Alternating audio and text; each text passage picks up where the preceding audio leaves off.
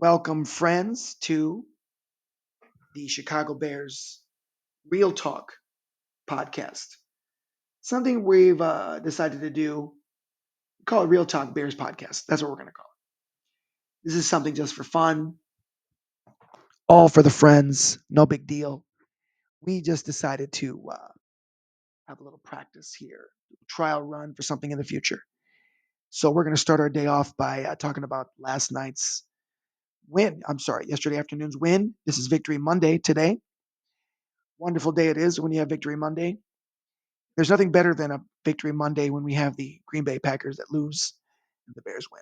It's always a great Sunday or Monday or any day for that matter. So we first start off talking about the win yesterday. Bears win 24-17, as you can see or if you've heard. And I have a few notes that I'd like to go over with you guys. Give you a little snapshot of what we were all going through throughout the game. I jumped in. I was aware of what was going on in the first quarter. We were scoreless. I heard we Titans scored the first score of the game. It was pretty rough to hear about, 7-0 at one point. Maybe here we can find the some more details about the game. Maybe not. We'll just jump right into it. So what we have here is the first half was no points, 0-17 at the end of the first half.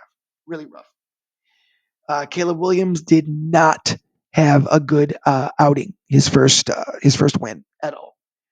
So we shouldn't get too worried, but it is what it is.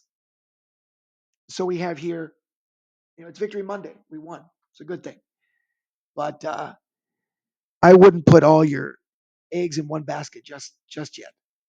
I mean, I think he's going to be all right. I think he's going to be all right, and these kind of things happen.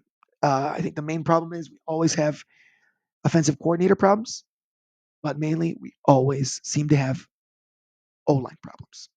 The offensive line for the last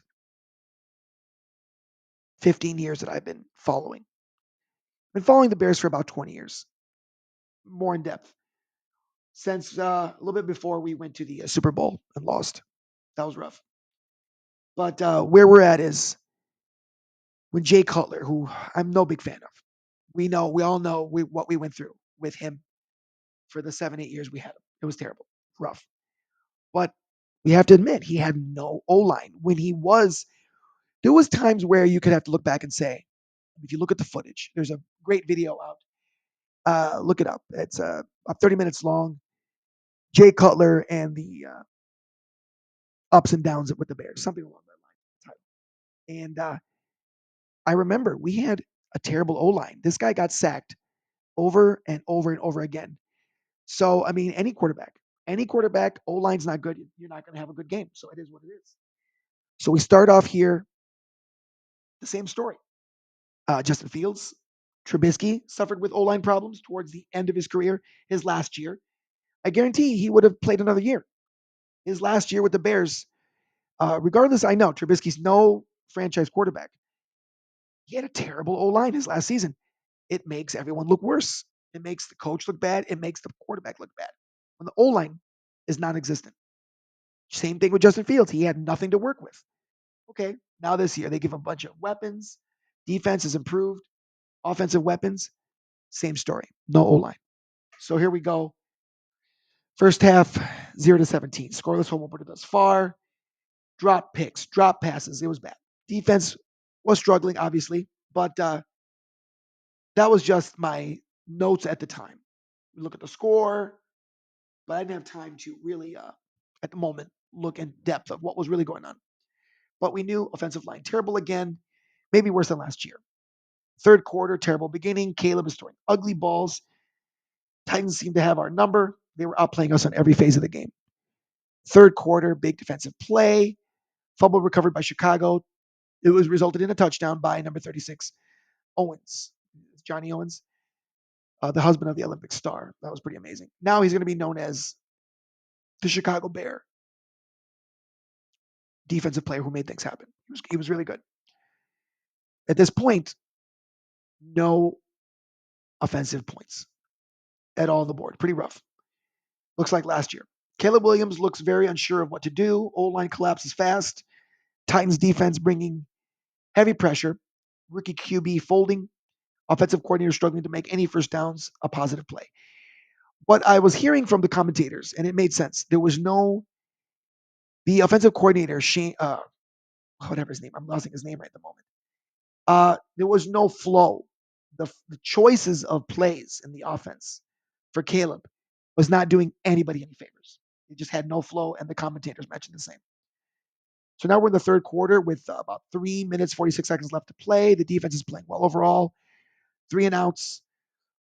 Every Caleb Williams play is terrifying. When he got back on the field, no matter what good positive thing was happening, when Caleb was on the field, we just it was scary. Just by he's a rookie quarterback. What are you going to do? He doesn't know when to take off or throw. That was what was going on at the moment. Caleb makes then all of a sudden Caleb makes rushing first down to keep things alive, which I mean that did help. Fourth quarter now. It's about third down, 2 yards left. Caleb drops snap, scrambles and throws deep, way overthrown. Now we're on fourth down and 2 yards. To settle for a field goal, it was successful. Score now it was 17-13. Titans are winning.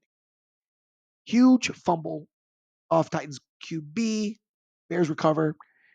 Fourth quarter, 11 minutes left. Caleb does very little with the ball. Caleb has to scramble, runs into field goal range from third and 14 on downs. Third down and 14 to go. Yards, forgive me. Settle for a 48-yard field goal. Successful. Now we're at 17-16.